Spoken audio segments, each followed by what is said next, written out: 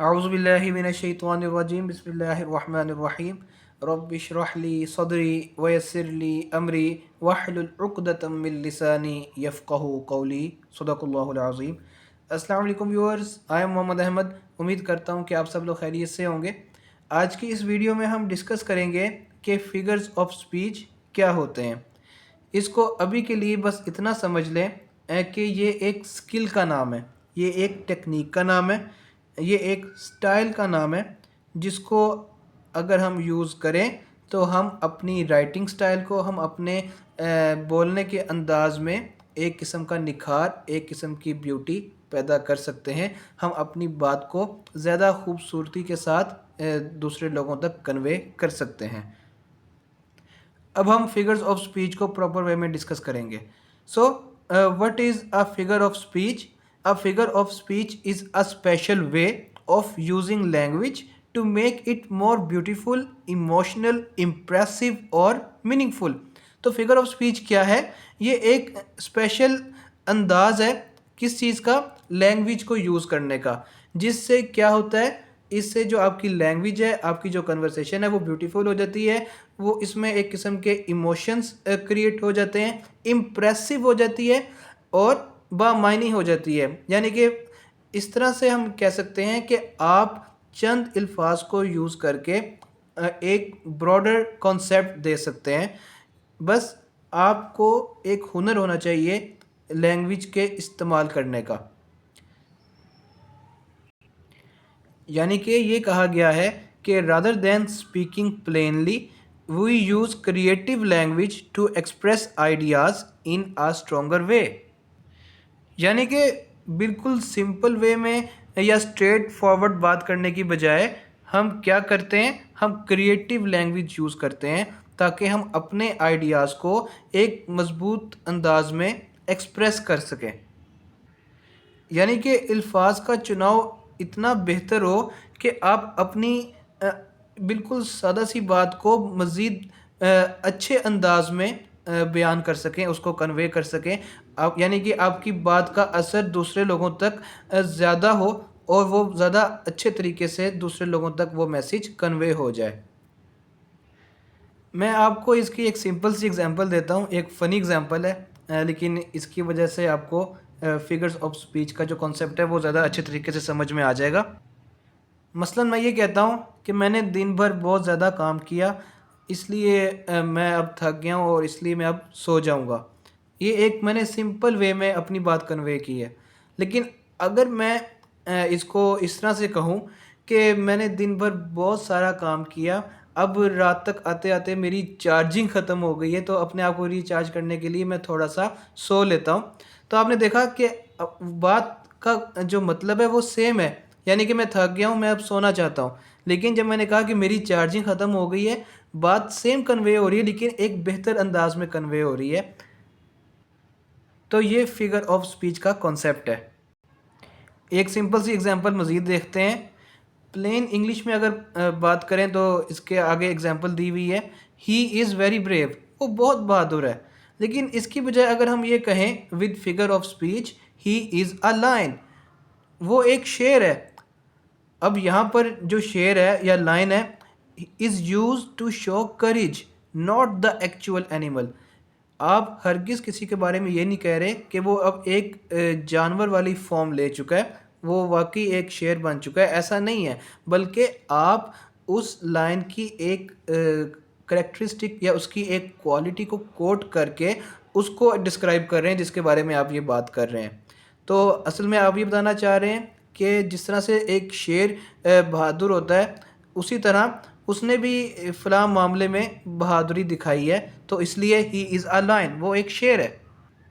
तो यानी कि बात बिल्कुल सिंपल सी थी, लेकिन उसको आपने मज़ीद बेहतर अंदाज में डिस्क्राइब कर दिया। तो इसका एक इम्प्रेशन जो है वो ज़्यादा अच्छे तरीके से पड़ गया और आपने अपनी बात भी कन्वे कर दी। तो आपने देखा कि फ़िगर ऑफ स्पीच को हम यूज़ क्यों करते हैं? हम इसलिए यूज़ करते हैं ताकि आप सिंपल सी बात को भी एक बेहतर अंदाज में कन्वे कर सकें। अब हम फिगर्स ऑफ स्पीच की मेन टाइप्स पे बात करेंगे। मैंने कोशिश की है के जितने भी इम्पोर्टेंट फिगर्स ऑफ स्पीच हैं उनको मैं इस वीडियो में कवर करूं। तो सबसे पहले हम डिस्कस करते हैं, हमारे पास है सिमिली। ये सबसे बुनियादी फिगर ऑफ स्पीच है जो आमतौर पे हम यूज़ करते हैं। इसके बारे में कहा गया है कि सिमिली जो है वो हम तब यूज़ करते हैं जब आप किसी किस्म का कंपैरिजन करते हैं, और कंपैरिजन के तौर पे हम क्या यूज़ करते हैं, लाइक और एज। तो हम इन वर्ड्स को इस्तेमाल करके सिमिली को हम इंक्लूड करते हैं, इसको हम यूज़ करते हैं। So we compare two different things using like और एज। हम इन दोनों वर्ड्स को यूज़ करते हुए, यानी कि या एज या लाइक, वो यूज़ करके हम असल में दो चीज़ों के दरमियान कंपैरिजन करते हैं, और इसी फिगर ऑफ स्पीच को हम कहते हैं सिमिली। एग्जाम्पल्स आपके पास हैं, she is as brave as a lion, यानी कि वो इतनी एक बहादुर है जितना कि एक शेर। He runs like the wind, वो इस तरह भागता है जैसे कि तेज़ हवा चलती है। His face shines like the moon, उसका चेहरा ऐसे चमक रहा है या ऐसा चमकता है जैसा कि एक चांद चमकता है। तो देखा, ये जो सेंटेंसेस हैं, जो मीनिंग है वो सेम कन्वे हो रहा है, यानी कि सिंपल सा मीनिंग कन्वे करने की कोशिश की जा रही है, लेकिन बेहतर अल्फाज के चुनाव के साथ, ताकि बात में जो खूबसूरती है वो बढ़ जाए। तो आप कैसे पहचानेंगे कि इस सेंटेंस में सिमिली यूज़ हुई है? जब आप देखेंगे कि यहाँ पे कीवर्ड्स लाइक या एज का इस्तेमाल अगर हुआ है किसी सेंटेंस में, तो आप फौरी तौर पे पहचान जाएंगे कि इस सेंटेंस में सिमिली यूज़ हुई है। अब हम दूसरी टाइप को देखते हैं, और वो है मेटाफर। इसमें बेसिकली डायरेक्ट ही कंपैरिजन किया जाता है, इसमें किसी किस्म का लाइक या एज इन जैसे अल्फाज का इस्तेमाल नहीं किया जाता। दिस इज़ लाइक सिमिली, ये सिमिली की तरह ही होता है लेकिन विदाउट यूजिंग लाइक और एज, लेकिन इसमें इन अल्फाज का इस्तेमाल नहीं होता। एग्जाम्पल्स देखते हैं, हमारे पास एग्जाम्पल्स हैं, ही इज़ अ लायन, वो एक शेर है। टाइम इज़ मनी, वक़्त जो है वो पैसा है, यानी कि इसमें टाइम की कदर व कीमत के हवाले से बात की गई है। The classroom was a zoo, जो क्लासरूम है वो एक चिड़ियाघर बना हुआ है, यानी कि उसमें बहुत ज़्यादा शोर है। इस किस्म की बातें जो हैं वो यहाँ पे बताई जा रही हैं। तो आपने यहाँ पे देखा कि हमने ये नहीं कहा कि he is as brave as lion, हमने किसी किस्म की जो कंपैरिजन है वो लाइक और एज की मदद से नहीं किया, बल्कि हमने डायरेक्ट ही उसको किसी और चीज़ के साथ क्या कर दिया, रिप्लेस कर दिया। यानी कि बजाय ये कहने के कि फ़लाँ चीज़ उस जैसी है, हमने उस जैसी की तरह का जो कॉन्सेप्ट है वो इसमें ऐड नहीं किया, बल्कि हमने डायरेक्ट ही ये कह दिया कि फ़लाँ चीज़ यही है, यानी कि वो शेर ही है। हमने ये नहीं कहा कि वो शेर की तरह है। तो ये भी एक फिगर ऑफ स्पीच की किस्म ही है। तो सिमिली और मेटाफर के दरमियान क्या डिफरेंस हुआ? सिमिली में और मेटाफर में दोनों में ही आप बेसिकली कंपैरिजन कर रहे होते हैं, लेकिन सिमिली में ये होता है कि आप लाइक या एज इन जैसे वर्ड्स का यूज़ करते हैं, जबकि मेटाफर में हम जो है वो डायरेक्ट ही उसको किसी और चीज़ के साथ कंपेयर कर देते हैं। इसको हम एक उर्दू की एग्जांपल से समझते हैं। फॉर एग्ज़ाम्पल, एक माँ अपने बच्चे को कहती है कि मेरा बेटा बिल्कुल चाँद जैसा है। तो जब जैसा का वर्ड ऐड हो गया तो आप समझ जाएंगे कि यहाँ पर सिमिली यूज़ हुई है।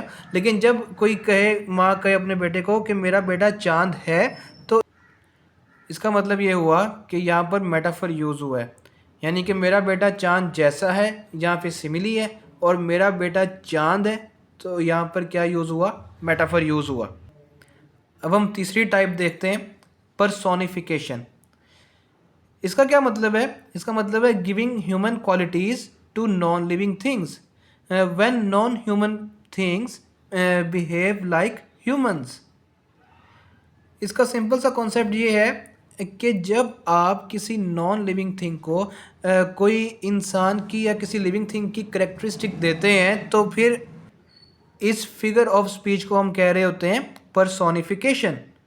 यानी कि नॉन लिविंग थिंग्स को ह्यूमन बीइंग्स की कोई करेक्टरिस्टिक देना, इस चीज़ को या इस फिगर ऑफ स्पीच को हम कहते हैं पर्सोनिफिकेशन। यानी कि ऐसी कोई क्वालिटी किसी नॉन लिविंग थिंग में डिस्क्राइब करना जो कि सिर्फ ह्यूमन बीइंग में ही होती है, लेकिन आप किसी बेस पर किसी नॉन लिविंग थिंग को वही क्वालिटी दे रहे होते हैं, तो हम इस चीज़ को कहते हैं पर्सोनिफिकेशन। फॉर एग्ज़ाम्पल अगर हम ये कहें कि आज तो हवाएं झूमते हुए चल रही हैं, तो झूमना जो होता है वो तो किसी एक इंसान की क्वालिटी में आता है या इंसान के किसी एक्ट का नाम है। लेकिन यहाँ पे हम चूँकि हवाओं को कह रहे हैं कि हवाएं झूम रही हैं, तो हम यहाँ पे क्या यूज़ कर रहे हैं असल में पर्सोनिफिकेशन। एग्जाम्पल्स देखें, the wind whispered, the sun smiled, the leaves danced in the air. तो ये विस्परिंग, स्माइलिंग, डांसिंग, ये तमाम की तमाम जो एक्शंस हैं ये असल में ह्यूमन बीइंग्स कर रहे होते हैं, लेकिन हमने यहाँ पर हवा को, पत्तों को और सूरज को इंसान की जो क्वालिटीज़ हैं वो इनके साथ जोड़ दी हैं।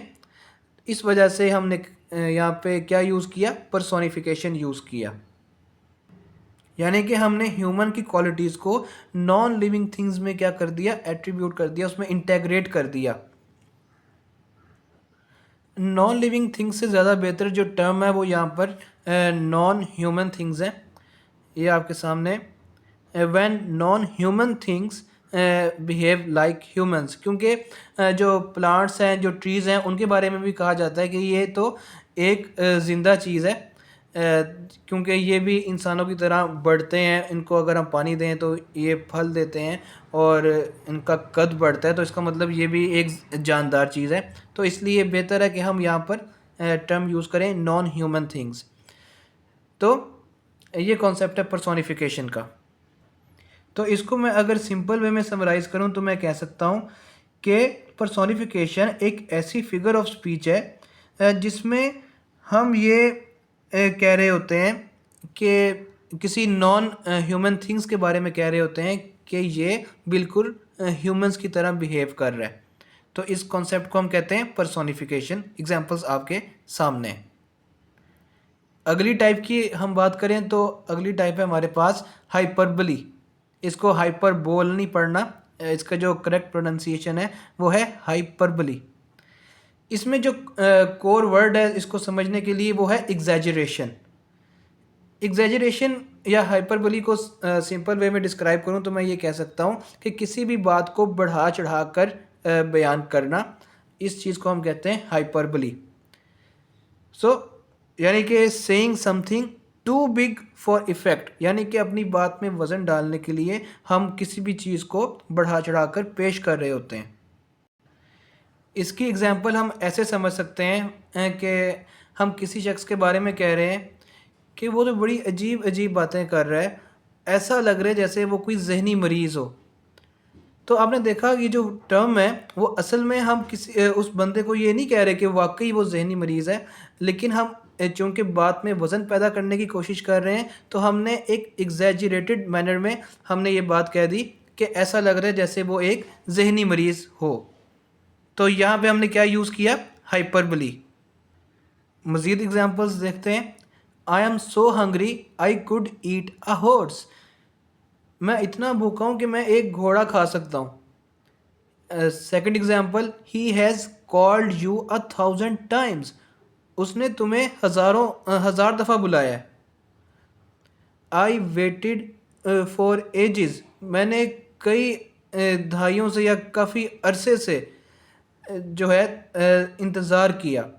तो यानी कि इस तरह के वर्ड्स हैं जो कि एक्चुअल रियलिटी में जो है वो मुमकिन नहीं है, लेकिन सिर्फ इस बात को एम्फसाइज़ करने के लिए कि मैंने ये काम किया तो इसके लिए हम क्या यूज़ करते हैं, एक फिगर ऑफ स्पीच यूज़ करते हैं जिसको हम कहते हैं हाइपरबली, जिसमें हमने असल में बात को एम्फिसाइज़ करना है, उसको ज़ोर दे के बताना है कि मैंने ये काम किया या फ़लाँ ने ये काम किया, जबकि वो चीज़ रियलिटी में नहीं होती।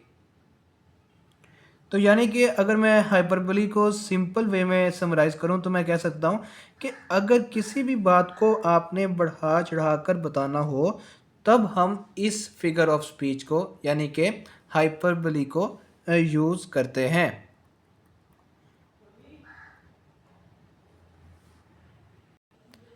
अब हम बात करते हैं नेक्स्ट टाइप की, और वो है एलिट्रेशन। एलिट्रेशन का जो कोर कॉन्सेप्ट है वो ये है सेम स्टार्टिंग साउंड, यानी कि आप ऐसे अल्फाज का यूज़ करते हैं जिसमें जो उस उन अल्फाज की जो स्टार्टिंग है वो सेम साउंड प्रोड्यूस करती है। When many words start with the same sound, जब बहुत सारे वर्ड्स जो हैं वो एक ही आवाज़ के साथ शुरू होते हैं, ताकि एक हम कह सकते हैं एक किस्म का म्यूज़िकल इफ़ेक्ट क्रिएट करने के लिए हम इस फिगर ऑफ स्पीच को यूज़ करते हैं। एग्जांपल्स हैं हमारे पास, she sells sea shells, big brown bear, Peter Piper picked peppers. यानी कि इस तरह के जो वर्ड्स हैं आपने देखा कि बार बार एक ही साउंड से शुरू हो रहे हैं। हर जो अगला वर्ड है वो पिछले वर्ड के जिस साउंड से शुरू होता है अगला वर्ड भी उसी साउंड से शुरू हो रहा है। तो ये एग्जांपल है किस चीज़ की, एलिट्रेशन की। हमारे पास जो छठी टाइप है वो है ओनोमेटोपिया। इसका जो कोर कॉन्सेप्ट है वो है साउंड वर्ड्स, यानी कि ऐसे अल्फाज जो किसी इस साउंड पर रखे गए हों। फॉर एग्ज़ाम्पल बज़, म्याऊ, टिक टिक, ये तमाम की तमाम जो अल्फाज हैं ये असल में ये किसी साउंड को रिप्रेजेंट करते हैं। फॉर एग्ज़ाम्पल टिक टिक की एग्ज़ाम्पल देख लें, वो आपके पास क्लॉक की होती है जिस तो आपके पास एग्जांपल आ गई टिक टिक, जो कि क्लॉक से रिलेटेड है, क्योंकि जो घड़ी है वो टिक टिक इस तरह की आवाज़ जो है वो क्रिएट करती है। म्याऊं वगैरह इस तरह की जो वर्ड्स हैं ये कैट को शो करते हैं, उसकी साउंड को शो करते हैं। तो इस तरह के वर्ड्स जो कि किसी भी साउंड को रिप्रेजेंट करते हों उनको हम कहते हैं ओनोमेटोपिया, यानी कि वर्ड्स डेट इमिटेट साउंड्स, जो साउंड्स की नकल करते हैं, उसको कॉपी करते हैं। अगली टाइप हमारे पास है ऑक्सीमोरॉन। इसका जो कोर कॉन्सेप्ट है वो ये है ऑपोजिट मीनिंग्स टुगेदर, यानी कि जब किसी सेंटेंस में दो मतलब इस तरह के जो कि बिल्कुल ऑपोजिट हों वो इकट्ठे आ जाएं तो उसको हम कहते हैं ऑक्सीमोरॉन। इसके हवाले से जो हमारे पास एग्जांपल्स हैं वो है bitter sweet, noisy silence, living dead. तो ये तमाम की तमाम जो वर्ड्स हैं ये शो कर रहे हैं कि एक कॉन्सेप्ट बिल्कुल अपोजिट है, जबकि जो दूसरा वर्ड है वो बिल्कुल ही पिछले वर्ड से अपोजिट मीनिंग कन्वे कर रहा है। बिटर स्वीट हम कह सकते हैं खट्टी मीठी या कड़वी मीठी। नॉइजी साइलेंस यानी कि ऐसी चुप्पी जो कि बहुत ज़्यादा शोर मचा रही हो। तो ऐसा तो मुमकिन नहीं है, लेकिन ये बेसिकली किसी डीप मीनिंग को कन्वे करती है, किसी गहरी बात को जो है वो कन्वे कर रही होती है। एक और एग्जांपल देखते हैं, दो दोस्तों ने मिलकर आपस में खट्टी मीठी बातें की। तो खट्टी का जो कॉन्सेप्ट है वो बिल्कुल डिफरेंट होगा, और जो मीठी यादों के हवाले से या बातों के हवाले से जो बात की गई है उसका कॉन्सेप्ट बिल्कुल डिफरेंट होगा।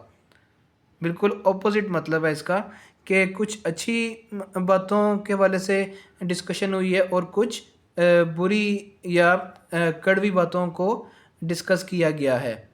तो इस चीज़ को हम कहते हैं ऑक्सीमोरॉन। ऑक्सीमोरॉन के बाद हमारे पास आ गया एपोस्ट्रॉफी।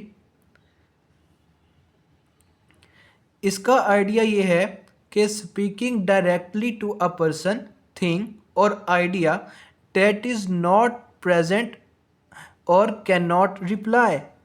यानी कि ये एक ऐसा कॉन्सेप्ट है जिसमें हम बात करते हैं डायरेक्ट किसी ऐसे इंसान से या ऐसी चीज़ या आइडिया के बारे में जो कि उस वक़्त या तो मौजूद नहीं होता या फिर किसी थिंग या आइडिया के बारे में जो कि रिप्लाई नहीं कर सकता। उसको हम डायरेक्ट मुखातिब करके बात कर रहे होते हैं। तो इस कॉन्सेप्ट को या इस फिगर ऑफ स्पीच को हम कहते हैं एपोस्ट्रॉफी। एग्जाम्पल्स हमारे पास: O death, where is your victory? O moon, light my lonely path? O time, stop for a moment? तो आपने देखा कि डेथ, मून, टाइम ये ऐसे कॉन्सेप्ट्स हैं जो कि हमें रिप्लाई नहीं कर सकते क्योंकि ये एक आइडिया है, ठीक है, या एक थिंग है जो कि हमें रिप्लाई नहीं दे सकते, लेकिन हम चूंकि उनसे मुखातिब हो रहे हैं तो इस फिगर ऑफ स्पीच को हम कहते हैं एपोस्ट्रॉफी। ये अक्सर पोइट्स बहुत ज़्यादा यूज़ कर रहे होते हैं। For example, O love, O wind. तो ये तमाम एग्जांपल्स किस में आती हैं? एपोस्ट्रॉफी में आती हैं। अगली टाइप है हमारे पास एसोनेंस। ये एक ऐसा कॉन्सेप्ट है, इसके वाले से बात की गई है कि repetition of vowel sounds in near by words, यानी कि ऐसे साउंड्स का ऐसी साउंड्स की रेपिटेशन जो कि एक साथ जो है वो यूज़ हो रही होती हैं अल्फाज के अंदर,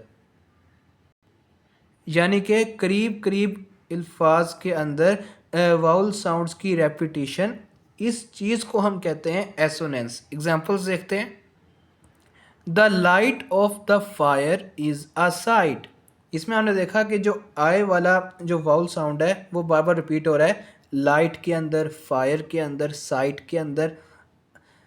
इसी तरह go slow on the road, इसमें ओ का जो वाउल साउंड है, जो कि वाउल का जो कॉन्सेप्ट है वो ये है जो अलिफ की आवाज़ देता है।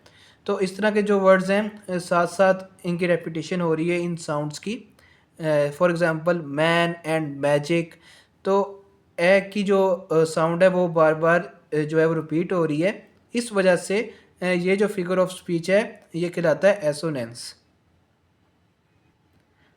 अब हम कॉन्सोनेंट्स को समझते हैं। Repetition of consonant sounds in near by words. Assonance में था कि उसमें वाउल साउंड्स रिपीट हो रहे थे, जबकि यहाँ पे जो वाउल साउंड्स नहीं हैं, यानी कि उनके अलावा जो साउंड्स हैं जिनको हम कॉन्सोनेंट साउंड कहते हैं वो रिपीट होते हैं। तो इसको हम क्या कहते हैं? कॉन्सोनेंट्स। एग्जांपल्स हमारे सामने: the dust must settle, the thick black clock, she kept his letter quietly. तो उसमें आपने देखा कि के की साउंड और टी की साउंड बार बार जो है वो रिपीट हो रही है। तो इस रेपिटेशन को, यानी कि रेपिटेशन ऑफ कॉन्सोनेंट साउंड्स को हम क्या कहते हैं? कॉन्सोनेंट्स। अच्छा, हमने एलिट्रेशन में भी एक कॉन्सेप्ट को समझा था जिसमें सेम बात की गई थी कि रेपिटेशन होती है साउंड्स की, लेकिन वो बेसिकली जो शुरू के वर्ड्स होते हैं, यानी कि वर्ड्स का जो शुरू वाला हिस्सा होता है उसकी रेपिटेशन होती है, जबकि कॉन्सोनेंट्स के केस में क्या है कि सेंटेंस के शुरू में नहीं होता बल्कि उसके दरमियान में या एंड पे जो साउंड्स हैं वो रिपीट होती हैं। तो ये एक बुनियादी सा फ़र्क है।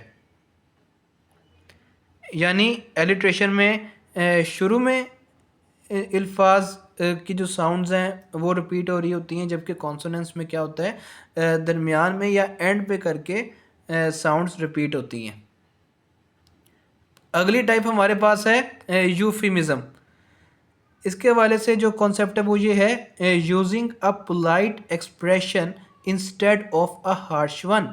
यानी कि आप किसी सख्त बात को किसी ऐसे अंदाज में एक्सप्रेस करो कि सामने वाले को वो बात बुरी ना लगे, यानी कि पोलाइटली आप बात को कन्वे करो। For example, he has passed away instead of he died, यानी कि डाइड जैसा वर्ड यूज़ करने की बजाय हमने कह दिया पास्ट अवे। इसी तरह, she is differently abled instead of disabled, यानी कि किसी माजूरी को हम यहाँ पे शो कर रहे हैं तो बजाय डायरेक्ट ही ये कहना कि वो डिसेबल है, हम कह देते हैं शी इज़ डिफरेंटली एबल्ड। इसी तरह, ही वॉज लेट गो, यानी कि एक पोलाइट वे में हमने असल में कहा है इंस्टेड ऑफ फायर्ड, यानी कि हमने किसी को फायर कर दिया है, यानी कि नौकरी से निकाल दिया, तो इसकी बजाय हमने कह दिया कि ही वॉज लेट गो, यानी कि इज़्ज़त नफ्स को मजरूह किए बगैर हम बात को कन्वे करने की कोशिश करते हैं। एक और एग्ज़ाम्पल देखें, अगर हमने ये कहना हो कोई स्टूडेंट है वो फ़ेल हो गया है, तो बजाय ये कहने के कि तुम फ़ेल हो गए हो, आप ये कह सकते हैं कि तुम्हारे मार्क्स कम आए हैं।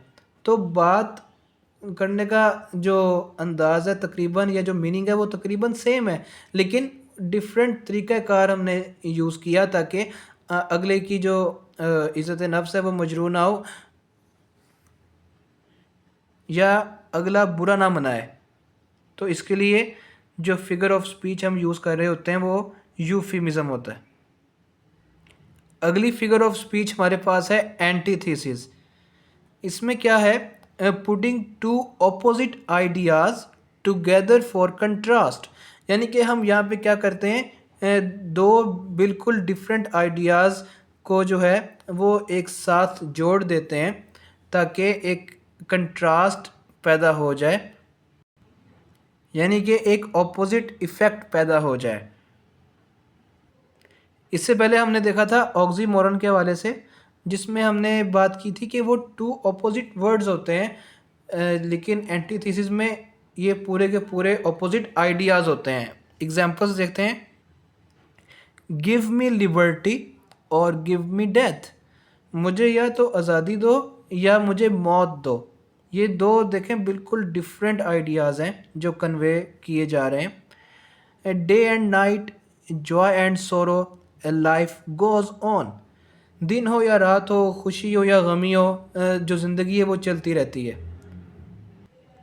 Success is sweet, failure is bitter, जो कामयाबी है वो तो मीठी है, लेकिन जो नाकामी है वो कड़वी है। तो देखा आपने कि बिल्कुल टू ऑपोजिट आइडियाज़ एक दूसरे के साथ मर्ज किए गए हैं, यानी कि एक साथ उनको डिस्कस किया जा रहा है। तो ये कॉन्सेप्ट है एंटीथेसिस का। अगली टाइप हमारे पास आ गई एपिग्राम। एपिग्राम क्या है? It's a short witty saying with a deep meaning. ये एक छोटी सी मगर एक इंटेलिजेंट किस्म की जो है वो सेइंग होती है, जिसका एक गहरा मतलब होता है। इसमें कोई मॉरल लेसन भी हो सकता है। विटी बाज़ औक़ात ह्यूमर के मायनों में भी आता है, यानी कि कोई कॉमिक इफ़ेक्ट भी हो सकता है, कोई कॉमेडी भी हो सकती है, लेकिन ये हर दफ़ा ज़रूरी नहीं। इसको हम अगर ब्रॉडर वे में कंसिडर करें तो हम कह सकते हैं कि एक इंटेलिजेंट किस्म की एक ज़हानत वाली जो है वो सेइंग होती है, जिसका एक गहरा मतलब होता है। इसकी एग्जांपल्स हमारे पास हैं, the time lost is never found again, वो वक़्त जो हमने खो दिया या जो गुज़र गया वो हम दोबारा उसको हासिल नहीं कर सकते। दूसरा, a man's health is his greatest wealth, या इसको शॉर्ट वे में हम कह सकते हैं कि हेल्थ इज़ वेल्थ, यानी कि हेल्थ की जो कदर व कीमत है उसको यहाँ पे उजागर किया गया कि जो इंसान की सेहत है वही उसकी सबसे बड़ी क्या है, दौलत है। तीसरा है, art is long life is short, जो आर्ट है ना वो देर पा है, यानी कि उसका जो इफ़ेक्ट है वो ज़्यादा देर रहेगा, लेकिन जो लाइफ है उसके मुकाबले में बहुत छोटी है। ये लिटरेचर के स्टूडेंट्स इस कॉन्सेप्ट को समझ सकते हैं कि जो आर्ट होती है, जो कि कोई किसी भी फॉर्म में हो सकती है, वो स्कल्पचर हो सकती है, इवन के रिटन वर्क्स भी हो सकता है, तो वो चूँकि एक दफ़ा इसको आपने एक वजूद दे दिया, उसको आपने लिख लिया या उसको आपने बना लिया, तो वो इवन आपकी जिसने भी बनाया उसकी डेथ के बाद भी जो लोग हैं उसको देख सकते हैं, उसको पढ़ सकते हैं।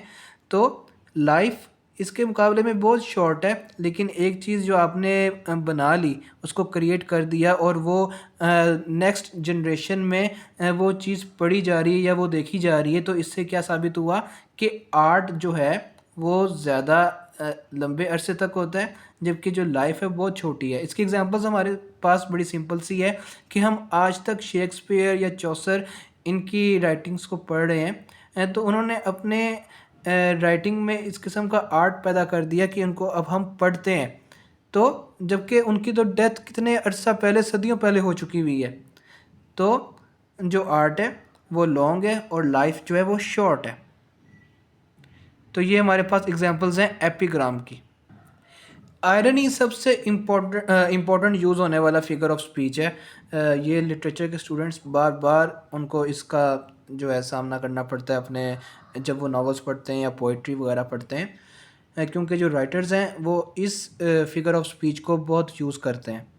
इसमें क्या है, when the opposite of what is expected happens, यानी कि आप असल में बात जो है वो कुछ करते हैं, लेकिन उसका जो मीनिंग है, डीपर मीनिंग, वो डिफरेंट होता है, वो बिल्कुल इसका ऑपोजिट होता है। या फिर ये भी कह सकते हैं कि ऐसी चीज़ जो वो हैपन हो जाए, वो वाक़यातन हो जाए, जो कि आप एक्सपेक्ट नहीं कर रहे, यानी कि जो चीज़ आप एक्सपेक्ट कर रहे हो उसका बिल्कुल ऑपोजिट काम हो जाए, इसको भी हम क्या कहते हैं, आयरनी कहते हैं।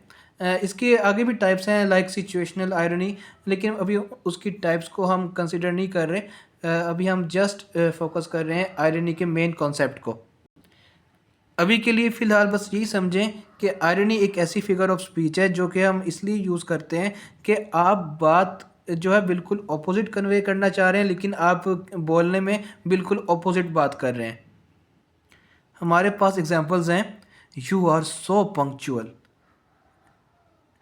यानी कि ये आप तब कह रहे हैं किसी को, said to someone who is always late, यानी कि आप उस इंसान को कह रहे हैं कि तुम बहुत पंक्चुअल हो, जो कि हमेशा से क्या रहता है, वो लेट ही होता है किसी भी जगह पे जाना हो। इसी तरह ग्रेट जॉब, ये आप तब किसी को कह रहे हैं जब उसने कोई जो काम है वो बिल्कुल गलत किया है या बिल्कुल टेरिबली बिल्कुल ऑपोजिट किया है, लेकिन आप उसको टॉन्ट करने के लिए क्या कह रहे हैं, ग्रेट जॉब। इसी तरह यानी कि ये आमतौर पे जो है बाज़ औक़ात मजाक उड़ाने के हवाले से भी जो है इस्तेमाल किया जाता है, या क्रिटिसाइज़ करना हो तब भी हम इसको यूज़ करते हैं। इसके अलावा oh yes that was very helpful, जबकि ये आप तब कह रहे हैं जब वो मदद या जो हेल्प है वो यूज़लेस है, उसका कोई इस्तेमाल नहीं हो सका, यानी कि वो आपकी, जिसने भी आपकी वो हेल्प की है वो बिल्कुल यूज़लेस थी। इसकी मैं आपको एग्जांपल देता हूँ। आप किसी दोस्त को कहते हैं कि मुझे पैसे चाहिए थोड़े से, तो मैंने एक घर ख़रीदना है, तो थोड़ी सी मेरी हेल्प कर दो। तो वो आपको इजी पैसा के ज़रिए या जैज़ कैश के ज़रिए से आपको 50 रुपीज़ या 100 रुपीज़ ट्रांसफ़र कर दे, तब आप ये कह सकते हैं oh yes that was very helpful. तो इस तरह से ये एक कॉन्सेप्ट है किसका, आयरनी का। अगली टाइप है हमारे पास पन की। पन क्या होता है, a joke using a word with two meanings, यानी कि हम जोक के लिए या किसी किस्म की कॉमेडी करने के लिए हम एक किसी भी बात में ऐसा वर्ड यूज़ करें जिसके डबल मीनिंग्स हों, यानी कि अगले को क्लैरिटी ना हो कि फ़लाँ ने ये बात किस सेंस में की है, उसने ये जो वर्ड बोला है ये इस सेंस में ली है या दूसरी सेंस में ली है। For example, when the electricity went out I was shocked, जब बिजली चली गई आई वॉज शॉक्ड। अब यहाँ पे क्या मतलब है शॉक का, शॉक तो इलेक्ट्रिक शॉक भी होता है। तो क्या यहाँ पे बिजली का झटका लगने के हवाले से बात हो रही है या फिर हैरान होने के हवाले से बात हो रही है, तो ये डिसाइड करना मुश्किल हो रहा है। तो इस तरह के जो वर्ड्स होते हैं वो इसको हम क्या कहते हैं, इनको हम कहते हैं pun. The teacher had too many problems, problems किस किस्म की, वो भी एक टीचर को, ये मैथ की प्रॉब्लम्स की बात हो रही है या फिर लाइफ के हवाले से बात हो रही है कि उसको अपनी ज़िंदगी में बेशुमार प्रॉब्लम्स का सामना करना पड़ रहा है, तो ये कौन सी प्रॉब्लम्स हैं। इसी तरह the bicycle is too tired to stand, it is too tired, जो बाईसाइकिल है वो आपको पता है जब तक आप उसको स्टैंड पे खड़ी ना करें, या इवन कि आपकी जो मोटर बाइक है जब तक आप उसको स्टैंड पे खड़ी ना करें तो वो खड़ी नहीं रह सकती, क्योंकि क्या है, उसके दो पहिए हैं। तो यहाँ पे टू टायर्ड यानी कि यहाँ पे क्या मुराद है कि बहुत ज़्यादा थकी हुई है, या इट इज़ टू टायर्ड, या मतलब कहने का ये है कि इसके दो पहिए हैं। अब यहाँ पे समझ नहीं आ रही कि कहना क्या चाह रहा है जो बोलने वाला है। टू टायर्ड यानी कि इसके दो पहिए हैं, या टू टायर्ड या बहुत थकी हुई है। तो इस किस्म की कन्फ्यूजन क्रिएट करने के लिए हम जो है पन यूज़ करते हैं, जो कि एक फिगर ऑफ स्पीच की टाइप है। इस वीडियो में हम जो last figure of speech discuss करने जा रहे हैं वो है अब मेटोनमी। ये क्या है? Using a related thing to represent the actual object, यानी ऐसे रेलिवेंट चीज़ को या वर्ड को यूज़ करें कि बात सुनने या पढ़ने वाला समझ जाए कि किसकी बात हो रही है। ये कॉन्सेप्ट है मेटोनमी का। एग्जांपल्स देखते हैं। सबसे पहली एग्जांपल है the crown announced a new rule. अब यहाँ पे क्राउन से मुराद क्या है? क्राउन तो हम आमतौर पे कहते हैं ताज को, लेकिन जब हम ताज की बात कर रहे हैं तो इसका मतलब हम किसको रिप्रेजेंट कर रहे हैं? या किसी किंग को, किसी बादशाह को, या किसी मलका को, किसी क्वीन को। तो सिर्फ हमने क्या किया, उससे रिलेटेड जो वर्ड है या जो थिंग है उसको यूज़ किया, उससे ऑटोमेटिकली हमें पता लग गया कि हम किसी किंग या क्वीन की बात कर रहे हैं। इसी तरह the pen is mightier than the sword, यानी कि यहाँ पे पेन की असल में अहमियत नहीं बता रहे, बल्कि पेन से मुराद यहाँ पे नॉलेज है, क्योंकि नॉलेज का ताल्लुक पेन के साथ बहुत ज़्यादा है। ये इनका आपस में एक बाकायदा एक रिलेशनशिप है। तो इस वजह से हम पेन का वर्ड सुनते साथ ही समझ गए कि यहाँ पे नॉलेज की बात हो रही है, कि जो नॉलेज है वो एक तलवार से ज़्यादा अजीम है। The white house made a statement. White house ने एक स्टेटमेंट दी है। क्या मतलब है इसका? हम जानते हैं कि जो वाइट हाउस है इसका ताल्लुक यूएस की गवर्नमेंट के साथ है। यानी कि ये वाइट हाउस एक ऐसा हाउस है जहाँ पे जो उनका प्रेसिडेंट होता है यूएस का, वो अपना ऑफिशियल वर्क इस हाउस में करता है।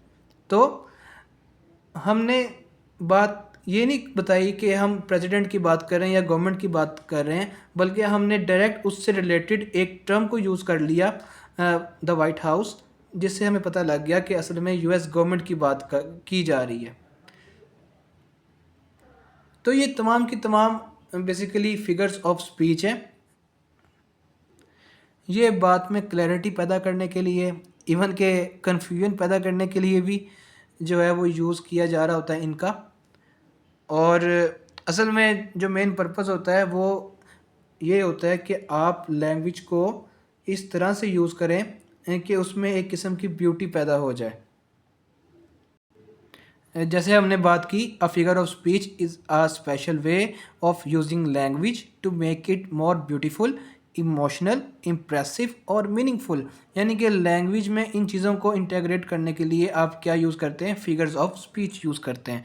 सो मैं उम्मीद करता हूँ कि फिगर्स ऑफ स्पीच के हवाले से आपका जो कॉन्सेप्ट है वो अब तक क्लियर हो चुका होगा। इसके अलावा भी बेशुमार फिगर्स ऑफ स्पीच हमारे पास मौजूद हैं, उनको हम इंशाल्लाह आने वाली वीडियोज़ में डिस्कस ज़रूर करेंगे। इस वीडियो में मैंने कोशिश की है कि जितनी भी इम्पोर्टेंट फिगर्स ऑफ स्पीच हैं उनको कवर किया जा सके। अगर आपको मेरी वीडियो अगर पसंद आई है तो इसको लाइक और शेयर ज़रूर करें, और अगर अभी तक आपने मेरे चैनल को सब्सक्राइब नहीं किया तो इस चैनल को सब्सक्राइब करें और बेल आइकन को प्रेस करना मत भूलें, ताकि मेरी आने वाली हर वीडियो का नोटिफिकेशन आपको मिल सके। जज़ाकल्लाहु खैरा। अस्सलामु अलैकुम व रहमतुल्लाहि व बरकातुहू।